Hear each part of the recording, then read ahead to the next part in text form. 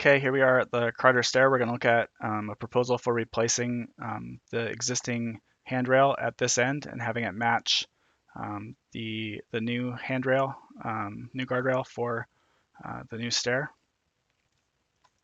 So here's one proposal is to basically remove that existing rail, have two posts up here. This post, like the existing railing post, could be attached to the house.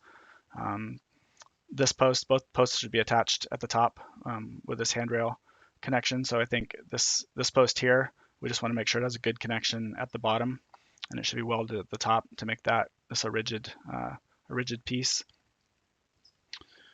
So we've got two posts, so that existing post that's held off about an inch, and we need to determine how much space is needed between these posts for that railing system. But this could be flush on the edge here. If there's room, if an inch is enough room, let's put that flush on the edge. And this just basically shows we want to turn that top handrail around the corner in an L shape, and basically add that one post and replace the post against the wall and have that cable rail system between those posts and this post.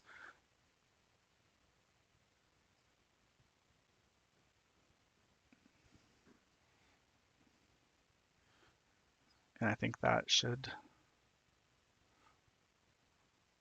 work to replace it.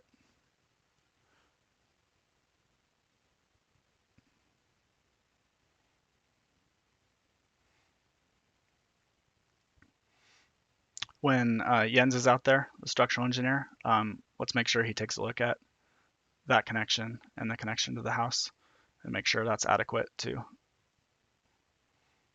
structurally support that rail and make it safe.